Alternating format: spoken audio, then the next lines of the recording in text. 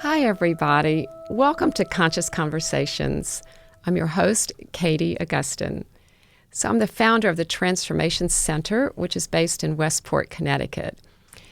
And, in addition to the shamanic healing sessions that I do with individuals and the transformation coaching, I also love to host workshops and classes with other practitioners so you can learn from them.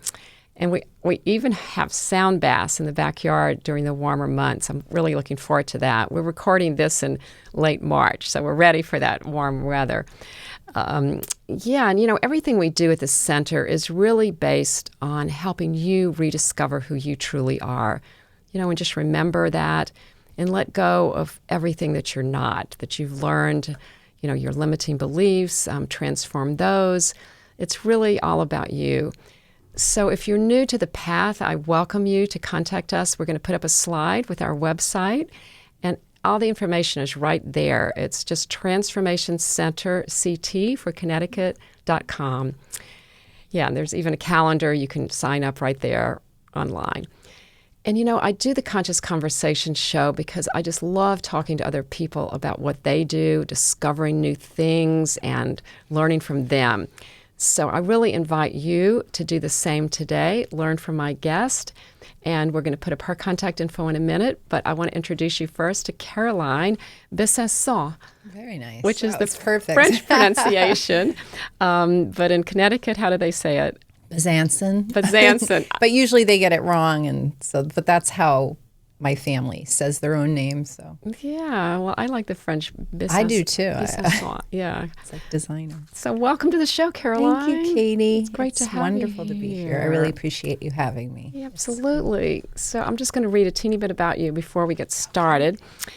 Yeah, and then we're going to put up your slide, like I said. So Caroline is also known as the dovetail hypnotist. Okay, and you're going to tell me later about why that is. And she is a quantum healing hypnosis practitioner, which is a specialized technique that you're going to learn about. And actually, full disclosure, I've had the experience of working with Caroline, and it's pretty amazing. And she's an intuitive vibrational healer, which we'll talk more about. And her background, Caroline also has a master's in education from the Bank Street College of Education in New York City. It's an interesting switcheroo there.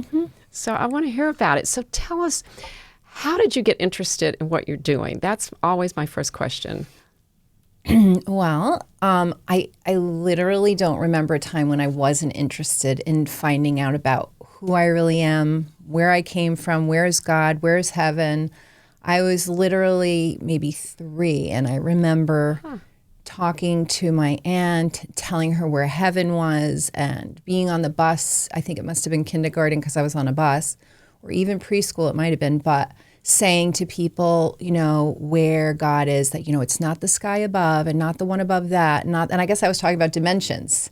Right. But that was always at the top of my head. So just naturally, as I grew up, and, there were people in my life who were very spiritual or, religious, but there was a strong spirituality in my life, presence of people who believed in God and things like that. And then as I got older, in my teens, especially like the beginning of college, I really started to deep dive. I read all of Shirley MacLaine, Out on a Limb, and I was terrified. I remember being terrified. I knew like it was like a portal into a different world for me. I guess I knew, but it was when I started to read about reincarnation.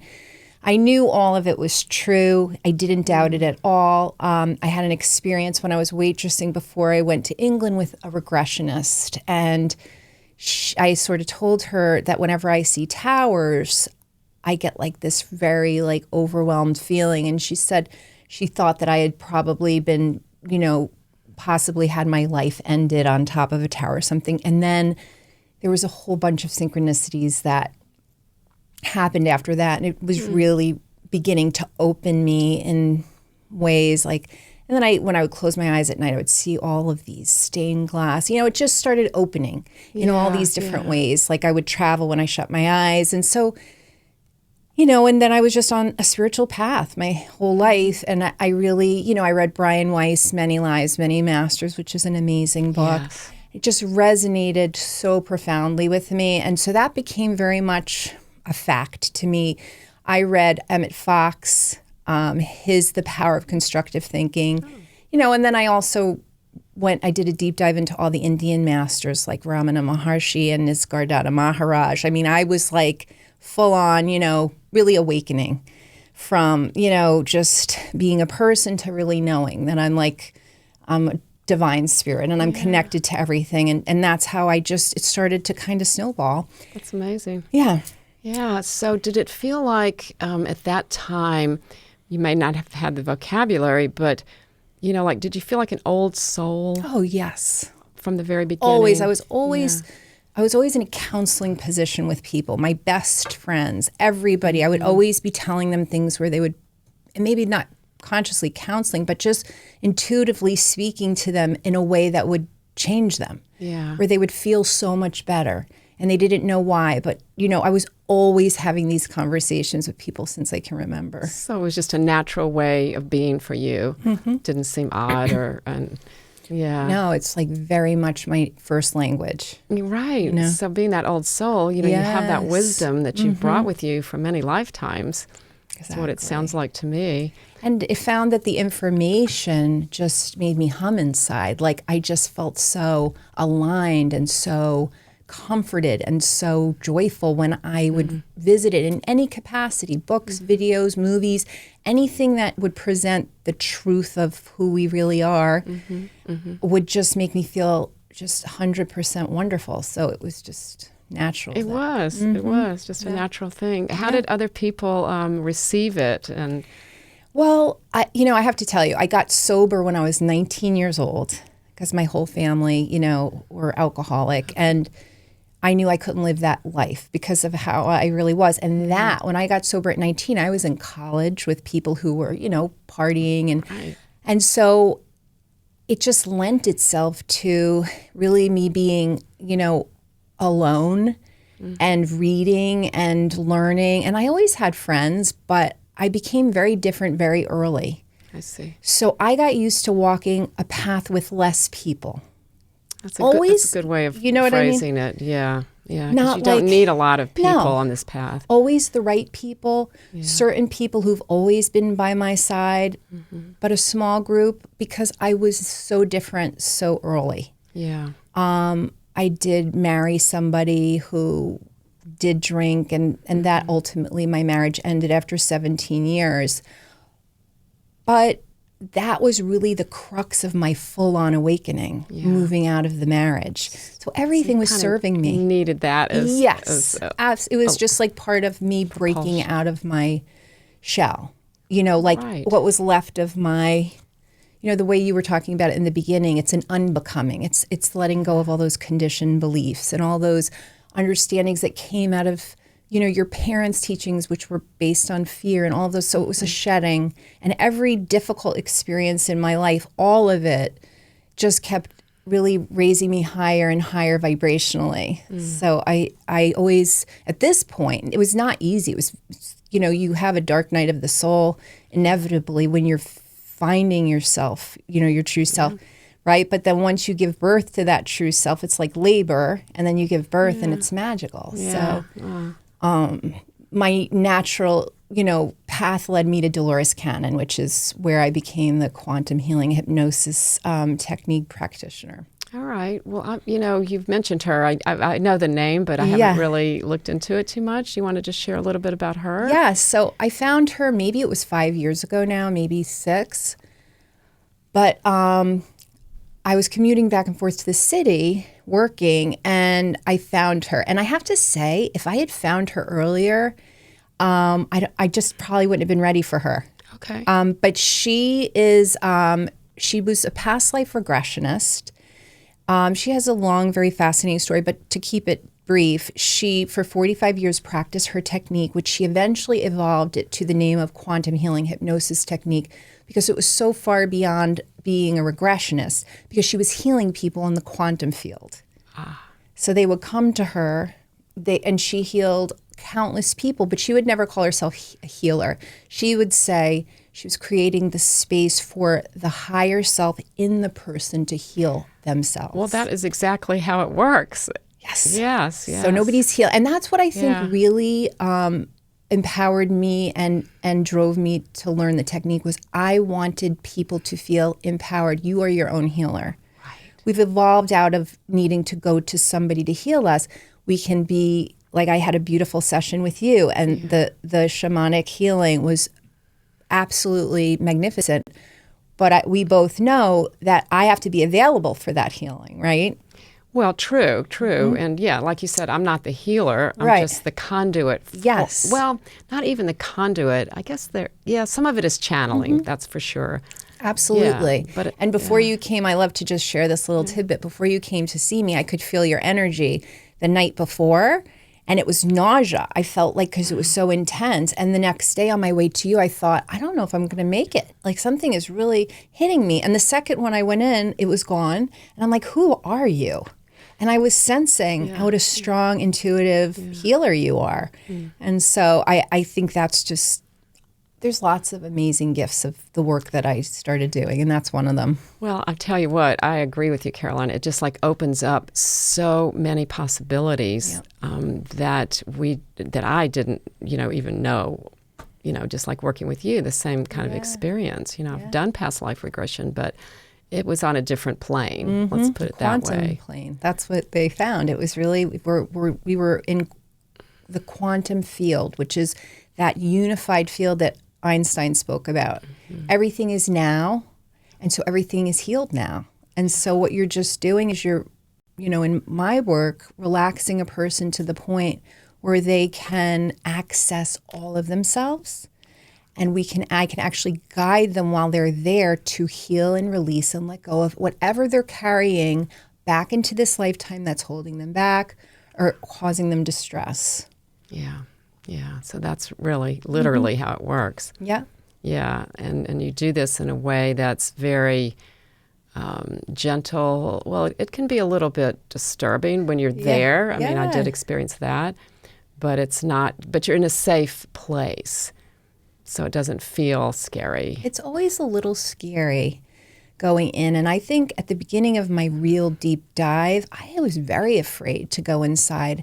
And I think that that's just like that's a conditioned lack of trust that we are kind of raised with, the fear of the unknown, and all kinds of things that might have attached to us along the way that we, may have picked up in a scary movie or this or that or the other thing. Part of the process of awakening, a sign of awakening and spiritual growth is fear starts to fall away.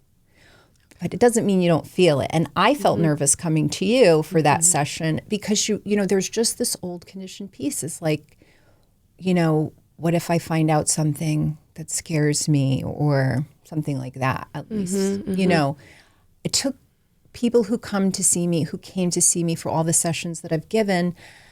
I always say to them, just the fact that you're sitting here in front of me tells me so much about you. Because it takes so much courage, so much intuitive, at least connection. They might not be very far along their path, but they're trusting their intuition. I think that's the key thing to start. Just start there. And as you learn to trust your intuition even more and more, then that's when things really start to open up. Yes. Because it does. Yeah, the first step could be scary. And but I look at intuition as almost like direct communication from our higher self and from Great Spirit. And it doesn't really steer us in the wrong direction. It doesn't give us bad information like our mind can. Our mind can give us erroneous information. Right. And it does all the time. It's learning to distinguish what's going on inside you and what voice is what. But the truth of the matter is, if it feels good, it's your intuitive voice. And if it feels scary and bad, it's the ego. Yes. Yeah, exactly. It's pretty simple, yeah. Yeah, right. It's like that it's, I totally, that's what I tell people that, to just listen. And where is it coming from? And what is it telling you? And, all of that. you think of how you would be with a child, right? And you, generally speaking, would choose words of comfort and love and gentle guidance and gentle, encouragement. You wouldn't scare a child. The ego would, the egoic consciousness that we've kind of evolved out of would, but as a person in your, aligned state, you would be gentle and loving. That's alignment. So when you're hearing loving, gentle, or feeling loving, gentle feelings, that's your true guidance. When you're feeling the fear, that's conditioning. That's just, and it's there, and it needs to have its, it has to be alchemized. Right.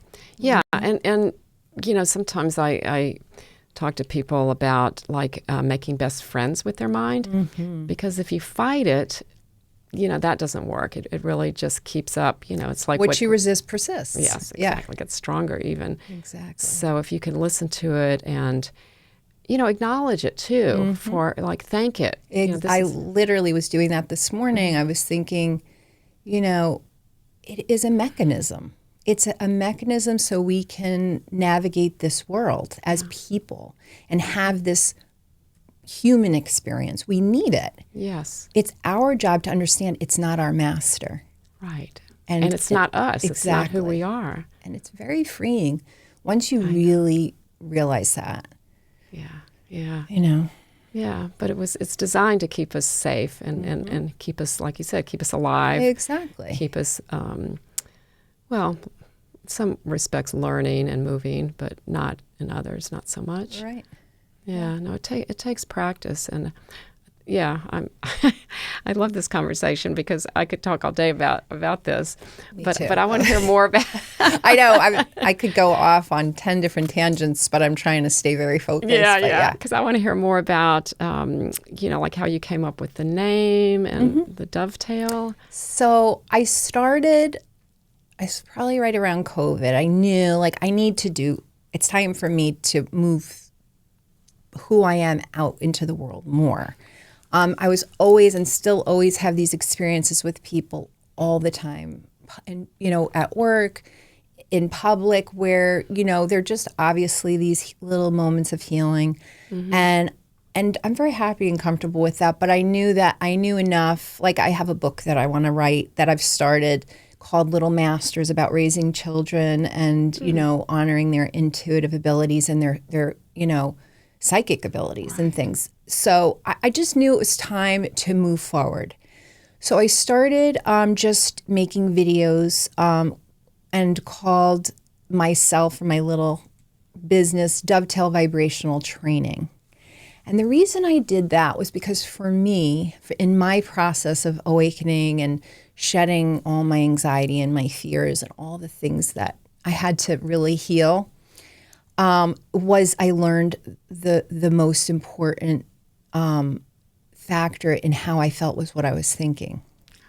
Yes. And thoughts have frequency, right? And I learned that each thought has a vibrational frequency.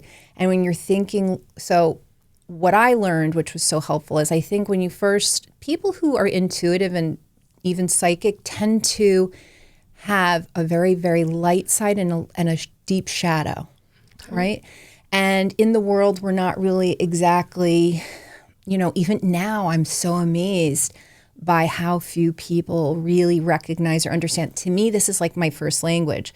So when I meet people who don't understand any of this, I'm just blown away, because it's like my reality completely now, always kind of has been. So, but not everybody's on that path, and that's completely fine.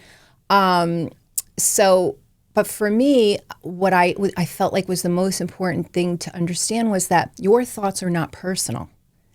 They're in the field of consciousness. They are like, you're a radio, and the thoughts are a frequency that are just collective, right? Yeah, well, so true. If you turn on a radio to a certain station, you're going to get a certain program. So whatever your vibration is within your person, like, are you low or are you happy? You could look at it like that. That's the most simplistic. But like, shame, anger, they're very all the low. emotions are very right. low. Yeah. And then up here is, joy, happiness, all those things, and everything in between. So what really freed me was when I realized that my frequency called in the thoughts, the anxious thoughts, the what if thoughts, right? And like right now talking to you, when we first started, I felt nervous. Now I'm completely aligned. I'm not nervous at all because my frequency went up. And so to me, that literally saved my life to understand that, because I thought something was wrong because I had so much anxiety, but it was that I was empathic, very intuitive, even psychic, and I was feeling everything around me. I didn't know how to ground, and I didn't know that my thoughts were reflecting where I was allowing my frequency to go. Right. So I learned about alignment, and I learned about if I'm not feeling good, I'm believing a thought that's not true. Even more so, it's not true, because that's not true to us. That is not our identity. Those fearful thoughts are man-made. Right. So I just did that work. So my purpose in creating that vibrational training was just to really explain just kind of what I was doing with you just now. So people felt empowered. People understand that they are creating their lives with their thoughts, and that they can actually choose different thoughts. Right. And that makes it easier to create what they want to create, you know? So that was my beginning. And I did that for several years. And then my Facebook got hacked. Oh. And all of it went away. All this work, 3 years of work. So you had it all in a Facebook group. Yeah, I was just doing videos, yeah, and I gotcha. So, but I felt like it was kind of like I needed to clear the deck. And at the same time, I had enough of an ability to consider doing something different or more. Mm-hmm. And I promised myself, you know, I'd been listening to Dolores for a long time, and her teachings were so in alignment with everything that I already knew to be true, and how to meet people in the most, in my opinion, empowering way. Yeah. Yeah. And that's how, so I took the training, and then I went away on a retreat with a woman who is also a practitioner, and then I did all my sessions that I needed to do, and then I came through it and just felt very strongly that I also want to share it more publicly, because I don't think, you know, have you heard of her? And think about how much you know. So I started to think I need to go in more public places and just give this information and just talk about it. Yeah. Because even just talking to people about it, like I said in the beginning, changes them. And that's the intuitive healing. That's the vibrational healing. It's when I'm saying things and the person finds the place in themselves, and they will never be the same. That's true. Do you know? And that's what I do. Because you're shifting their consciousness, basically. Exactly. And their vibration. And I'm just like a scaffold. Yeah. I love that. Yeah. Right. Yeah. That's just a scaffold. That's a great way of putting it. Mm-hmm. Yeah. Yeah. Because, you know, I've always thought that, like, once you know something in a way, like inner knowing, not necessarily just in your mind, once you know it and experience it, you can't not know it. Exactly. Once an illusion is exposed, it can never be an illusion again. Yeah. Like Ramana Maharshi always talk about the rope. And, you know, the fear of the human condition is thinking the rope's a snake. Oh. And then the enlightenment is realizing it was just a rope. Okay. That's like so powerful. It's everything, really. Right. Everything is just the way we look at it. Exactly. And that is empowering. And, you know, to know that we have a choice, like you were saying about our thoughts. You know, our thoughts create the emotions and all of that. Yeah. So it's all tied together. And yeah, the vibration. Well, this is fabulous, Caroline. I'm so excited. This is really the source of it for me. Yeah, it's. Yeah. Yesterday I was at work, and I met up with this person who I've barely ever spoken to, and he just started sharing all these things with me, and then I shared sort of these perspectives with him, and I just watched him just get blown away, like his mind blew open, so to speak. Not because of me.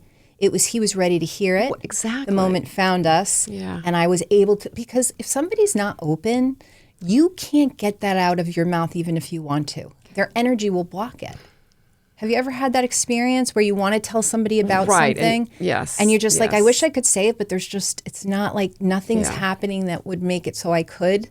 Yeah, I think I wasn't consciously aware of how you're describing it, but it was more like, well, I can't say that. Exactly. I can't. I'm not sure why, but That's it's just because they're energetically, they're blocking it. They can't, they're not ready for it. And that's perfectly fine because you don't want to hear this stuff when you're not ready anyway. And you can't force somebody to be ready for this. No, and I tell you what, that was kind of a hard lesson for me. Mm-hmm.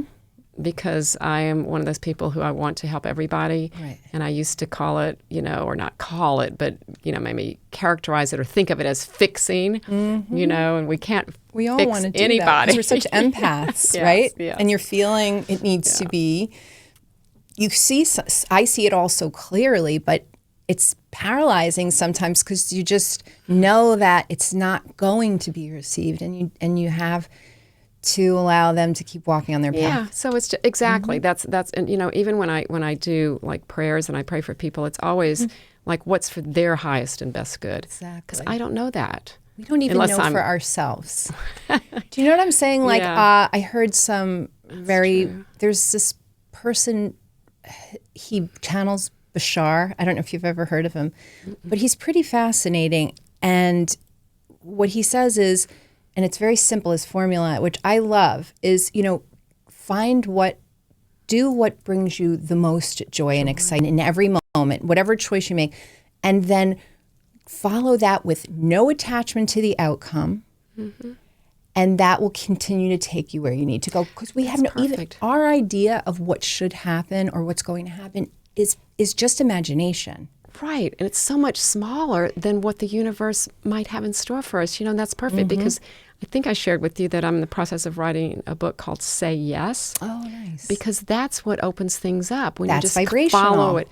And Michael Singer, the author. Yes. And one of his books is called The Surrender Experiment. Yes, I draw from that often. And that's exactly what you're talking about is you don't know. You don't know. And he knew he surrendered because he could see he was so in his ego about everything. And so he just let it burn. That's where it started. Exactly. But then it just kept getting better and it better. gets bigger and better because you let go. And what is wonderful is when you can really get to a place where you just get excited because you know it's going to be way better than what you ever thought it could be. Yeah. Because it's not what it appears to be. What you're looking at is always a projection from your mind. So as your mind heals and you heal, that is going to completely change. Yeah. And it's very exciting because the core of what we all are is pure love and goodness. Absolutely. That's the core. So nothing bad can come from that. Anything that's happening, Louise always said, one of her affirmations was, only good can come from whatever this is that's basically ailing me. Only good can come from it. Or, whatever problem it presents, she would say, I'm safe and only good can come from this. Yeah. That's a beautiful way of describing it. And I think on that note, we're just about ready to wrap up. But I just love the way you talk about everything that you do, and it's very enlightening. So I hope that Thank you, people Katie. I appreciate that. got a lot out of it. Yes, well, I'm really excited to watch it develop myself because it is literally happening day by day. Just kind of blowing me away. Just keep saying yes. Yeah, exactly, and I'm open to whatever comes. Yeah. Well, great. Well, thank you so much for being here today, and we'll you. continue to work together, Yes, I'm sure. I would love to, yes. It's like the beginning. Yes, Yeah. I think so too. Yeah, cool. Well, thank you to so our much. audience also for being here today, and I hope you enjoyed the conversation with Caroline as much as I did. And thank you to Verso Studios for hosting us in the Westport Library, and we'll see you the next time on Conscious Conversations. Thank you, and namaste.